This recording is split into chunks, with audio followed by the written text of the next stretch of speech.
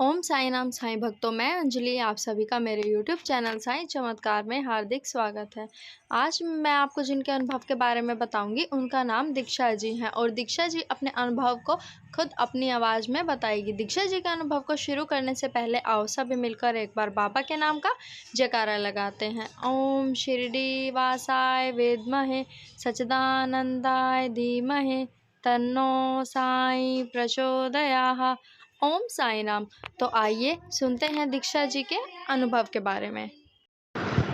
ओम साई राम। मेरा नाम दीक्षा गुप्ता है और मैं दिल्ली से बिलोंग करती हूँ। मैं दिल्ली में रहती हूँ और मैं बाबा से 2008 से जुड़ी हुई हूँ। मेरे साथ बाबा के बहुत सारे मिरेकल्स हैं, बट एक छोटा सा है जो स्टार्टिंग के सबसे फर्स्ट मिरेकल जो मेरे साथ बाबा का, वो है कि मेरी बेटी जब होने वाली थी तब से ही मैं बाबा मेरी लाइफ में आए और आई थिंक सो 4th या 5th मंथ होगा जब मेरी प्रेगनेंसी का।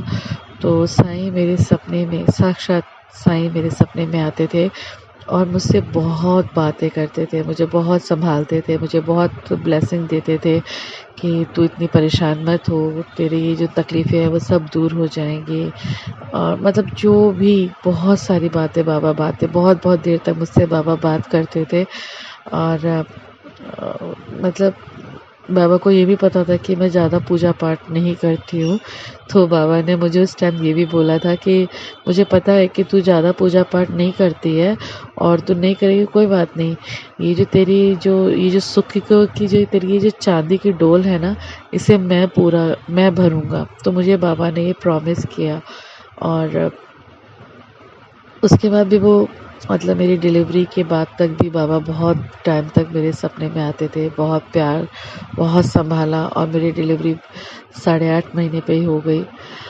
और मुझे नहीं पता कि किसी डिवोटीज़, कई हैं ऐसे डिवोटीज़ जिनसे बाबा बात करते हैं, जिनसे जो डिवोटीज़ बाबा से परमिशन भी लेते हैं बहुत सारी चीज़ों की, तो वो चीज़ मेरे साथ उस टाइम होती थी। अभी तो बाबा बहुत टाइम से सपने में नहीं आए। आई थिंक सो हो गया, कुछ महीने हो गए। फरवरी में बाबा आए थे मेरे सपने में और दत्तात्रेय के साथ आए थे मेरे सपने में। खैर उसके बाद हम लोग हमारी बेटी के ऐसा पैर चरण पड़े हमारे घर में कि उसने सबसे पहले अपने पापा को बहुत जल्दी शिरडी धाम के बाबा के दर्शन करा दिए, क्योंकि मेरे एक्चुअली कुछ ये भी बाबा का एक मेरेकल था, जो कि मेरे हस्बैंड के बॉस को जॉब के लिए जॉब के में कंपनी के काम से पुणे जाना था, तो वो नहीं गए। उन्होंने मेरे हस्बैंड को बोला, मेरे हस्बैंड का नाम जितेंद्र है, तो उन्होंने बोला कि जितेंद्र तू चला जा और ये कंपनी का काम भी कराना, और जब तू वहाँ से लौटता हुआ आएगा ना तो ये ट्रेन शिरडी होती हुई आती है, तो बाबा के पास शिरडी मंदिर धाम भी होता हुआ आना। तो मेरे हस्बैंड शिरडी भी होते हुए आए और बाबा के दर्शन करते हुए, तो और फिर उसके बाद गोवा एक्सप्रेस में फिर मेरे हस्बैंड उसी ट्रेन से माता रानी के वैष्णो दरबार भी गए। तो उस टाइम बाबा के उससे आशीर्वाद से दोनों जगह के मेरी बेटी के आते ही विदिन 10 डेज़ के अंदर मेरे हस्बैंड को दोनों जगह बाबा का बुलावा आ गया, मतलब माता रानी का भी और साईं का भी। जाना उनके बॉस ने था, लेकिन एक लीला ऐसी हुई बाबा की कि उन्होंने मेरे हस्बैंड को बुलवा लिया।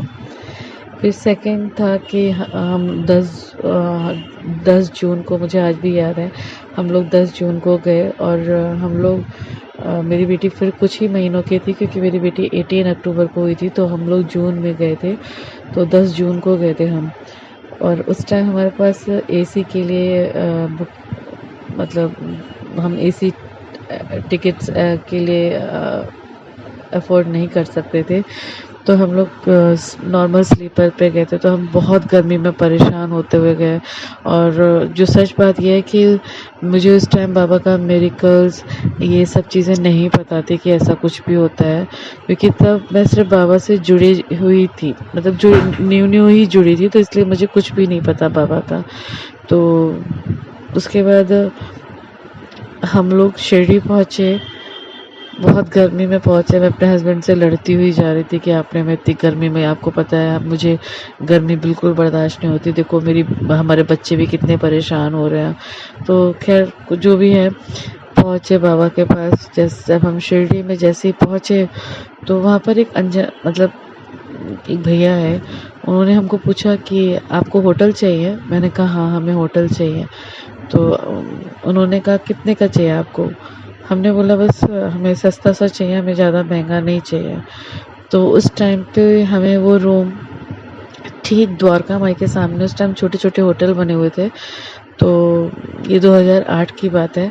तो हम लोग वहाँ पर गए और हमें 300 रुपये में दो हमने रूम लिए, क्योंकि हम इन लॉज के साथ भी गए थे, तो हमें 2 रूम लिए थे। हम वहाँ गए, उन भैया ने हमें बहुत अच्छे से वो रूम होटल दिलाया। हमारे लिए वो इनफ था, ठीक था हमारे लिए, क्योंकि जिस तरह से हम अफोर्ड कर सकते थे उस टाइम, उतना ही उसके अकॉर्डिंग वो रूम ठीक था हमारे लिए। खैर गर्मी बहुत लग रही थी। हम लोग हमने होटल वाले से भैया से पूछा कि कोई छोटा सा भैया कूलर अरेंज हो सकता है, तो उन्होंने हमें एक छोटा सा कूलर दिया। और जब उन्होंने वो कूलर दिया, तो हमारी बेटी बहुत अच्छे से ऐसे सोई कि हम बता नहीं सकते। खैर वो भैया ने हमें बहुत कोऑपरेट किया, बहुत कोऑपरेट किया। और मुझे आज रियलाइज़ होता है कि वो कहीं न कहीं बाबा का भेजे हुए, जैसे कहते हैं ना, हम लोग एक दूसरे के लिए इंस्ट्रूमेंट ही बनते हैं बाबा का, वो ही चीज़ हमारे साथ थी। उन भैया ने हमारे लिए बहुत हेल्प की। और उन भैया ने जब हमें छोड़ा, तो उन्होंने बोला कि कल सुबह पे काकड़ आरती होती है, मैं आपको जगाने आऊँगा, तो आप लोग काकड़ आरती के लिए 3:30 बजे नहा धो के तैयार हो जाना, मैं आपको 3:30 बजे लेने आ जाऊँगा। वो भैया जब आए, तो हम इतनी पक्की नींद में सोए हुए थे कि हमसे उठा ही नहीं जा रहा था। ख़ासकर मेरे से तो बिल्कुल ही नहीं उठा जा रहा था। मैं, मेरी बेटी वगैरह इतने थके हुए कि हम पता नहीं कितनी बरसों की नींद अपनी पूरी कर रहे थे हम वहाँ पर।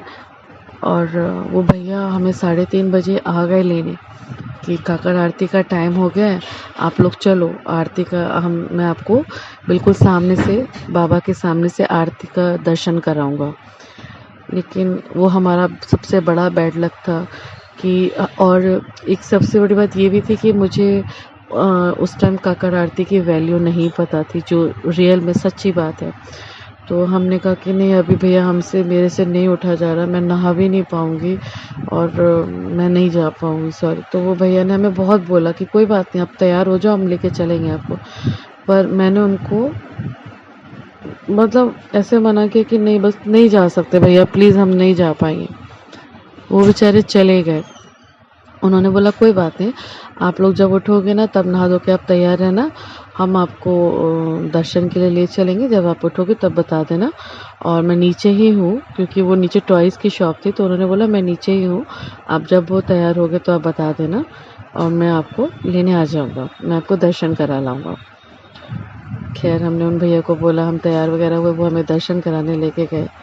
जब मैं बाबा के पास पहुँची, तो क्योंकि इतना तो बाबा के साथ रिलेशन हो चुका था, क्योंकि बाबा मेरे सपने में आना, बाबा ने सब कुछ, तो मैं बहुत बहुत रोई। मतलब ऐसे मुझे नहीं समझ आ रहा था कि मैं क्यों रो रही हूँ, बस बाबा को देख रही थी और मैं रो रही थी।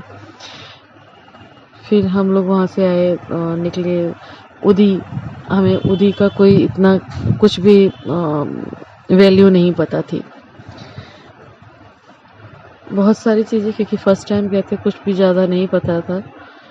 वो भैया हमें शनि शिंगणापुर भी लेके गए, सब कुछ हुआ, क्योंकि हमें 2 दिन का ही ट्रिप था। तो हम लोगों को 2 दिन के बाद हर हालत में सही से हमारी दोपहर की ट्रेन थी हमें मनमाड़ से। तो बाबा की मध्याह्न आरती चल रही थी, हम लोग सब होटल से चेकआउट कर चुके थे और हमारी मध्याह्न आरती चल रही थी। तो मैं बाहर से द्वारका माई के सामने उधर, तब ये जो अभी आप लोग टीवी देखते हो ये नहीं था, दूसरी तरह का टीवी लगा हुआ था, स्क्रीन लगी हुई थी वो। तो उस पे बाबा के वो टीवी नहीं था, आप लोग समझ सकोगे, स्क्रीन लगी हुई थी। तो उस स्क्रीन पे बाबा की आरती चल रही थी, लाइव आरती चल रही थी। तो मैं बाहर से बाबा को उनको मतलब उनसे विदा ले रही थी, बाबा को दिल से मनन करते हुए बाबा को बोल रही थी, अच्छा बाबा हम जा रहे हैं, और सब कुछ उनको थैंक्स बोल रही थी। इतने में एक बुजुर्ग आए और उन्होंने मुझे बोला, बेटा मुझे भूख लगी है, मुझे खाना खिला दे। तो मेरा ध्यान बाबा की तरफ, आरती की तरफ था। तो मैंने उनको बोला, थोड़ा सा आँख खोल के मैंने उनको बोला, अभी आप रुको, मैं आपको अभी मतलब अभी आपसे बात करती हूँ। फिर मैं आरती के लिए बाबा का तरफ से फिर से ध्यान लगा लिया, आँख बंद करके। और तो उन बुजुर्ग बाबा ने मेरे को फिर से हाथ मेरे कंधे पे रख के बोला, बेटा मुझे भूख लगी है, प्लीज़ प्लीज़ नहीं सॉरी, उन्होंने बोला तो मुझे खाना खिला दे, मुझे बहुत तेज़ भूख लगी है। तो मैंने एकदम ना उनको ना मतलब झकोरते हुए बोला कि मैं आपको बोल रही हूँ ना कि आप मुझे थोड़ा सा टाइम दे दो, मैं आपको बाद में भी खिला दूँगी, लेकिन मुझे प्लीज़ अभी मेरी देखो ट्रेन है मनमाड़ से, और अभी मुझे जाना है, तो प्लीज़ आप मुझे बस आरती देख लेने दो, मुझे दर्शन कर लेने दो बाबा के, आप थोड़ा रुक जाओ। मैंने ये बात उनको गुस्से में बोली। मैंने जैसे फिर से विदिन सेकंड में आइज़ क्लोज़ किया, बाबा का ध्यान लगाया, तो बाबा बोलते हैं, मेरी अंतरात्मा से बाबा बोल रहे हैं कि जिनका तू मनन कर रही है ना, मैं वही हूँ जो तुझसे खाना मांग रहा हूँ, मैं ही तो हूँ। तो मैंने, आप लोग यकीन नहीं मानोगे, बस उसी सेकंड में ही मैंने आँख खोली और वो बाबा कहाँ गुम हो गए, बिल्कुल हम ढूंढते रह गए, वो बाबा हमें नहीं मिले, क्योंकि वो साक्षात साईं आए थे मुझसे। क्योंकि मैं पहली बार गई थी बाबा से, मैं प्रार्थना कर रही थी कि आप मुझे मिलो, मैं जो भी दिल से बाबा से प्रार्थना कर रही थी, और बाबा मेरे पास आए, मुझसे खाना मांगा। बट मेरा बहुत मेरी बदकिस्मती कि मैं उस दिन साईं को खाना नहीं खिला पाई, क्योंकि साईं ने खुद मुझसे आके खाना मांगा था।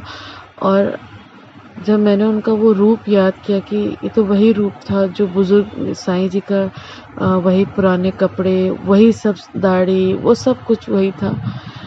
उस टाइम जो आमने सामने जो गलियां थी, मैंने, मेरे हस्बैंड ने, हमने बहुत ढूंढा, हमें वो बाबा नहीं मिले। सच में ये चीज़ का एक जो दुख मलाल है ना, वो मुझे आज दिन तक है। और मैं बाबा को खाना नहीं खिला पाई, बाबा को देख नहीं पाई, जब साक्षात मेरे सामने खड़े थे वो।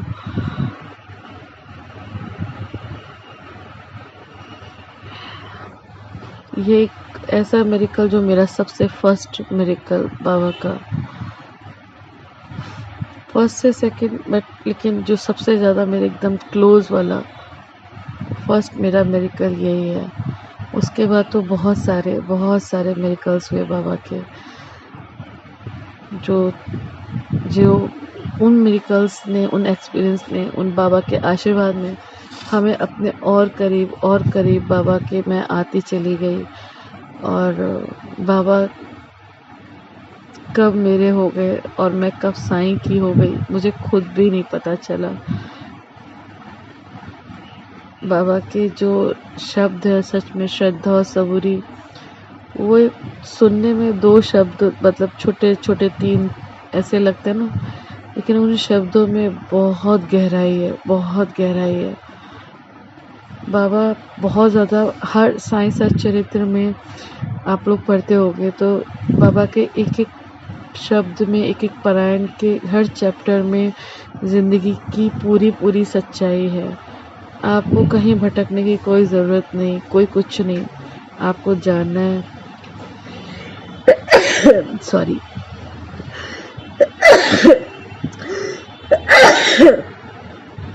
I am so sorry. आप ऐसे ही बाबा को बहुत अच्छे से जान सकते हो, और जो लोग बाबा को सच्चे दिल से जानते हैं और मानते हैं, बाबा के उनकी प्रेजेंट को पल पल महसूस कर सकते हैं, जैसे मैं करती हूँ।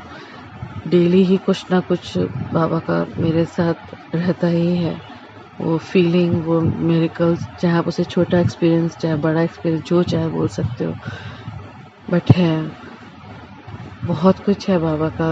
और आज मेरे साथ अभी भी रिसेंट में बहुत बड़ी ट्रेजेडी हुई, बट बाबा ने मुझे बिखरने नहीं दिया। ये भी मेरे लिए ऐसा मिरेकल है जो मैं बता नहीं सकती।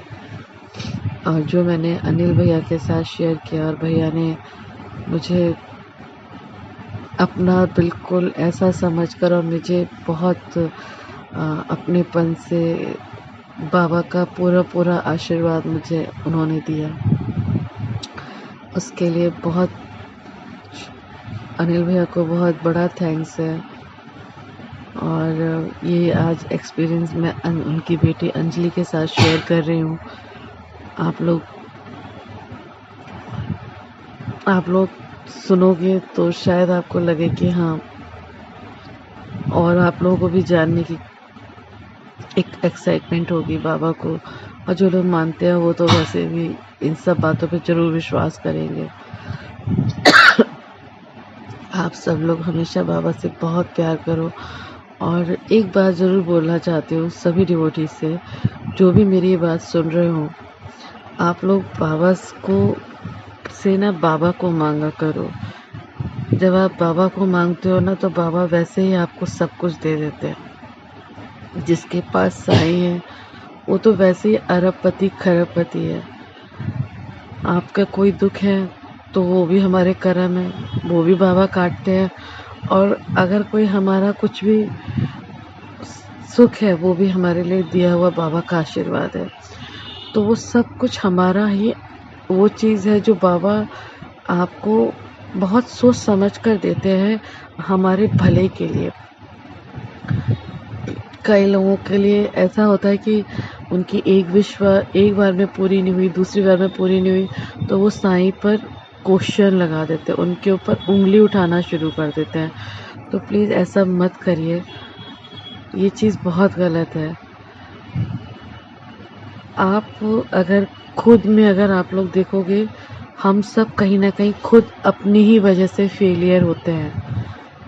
वो उसमें कोई भगवान से लेना देना नहीं होता है। तो प्लीज़ उस चीज़ को समझिएगा और साईं पर पूरा विश्वास रखकर और बाबा को अपना मानिए, उनसे प्यार लीजिए और उनको अपना भी प्यार दीजिए। बाबा इन्हीं सब चीज़ों के भूखे हैं, इससे ज़्यादा बाबा कुछ नहीं चाहते हम लोगों से।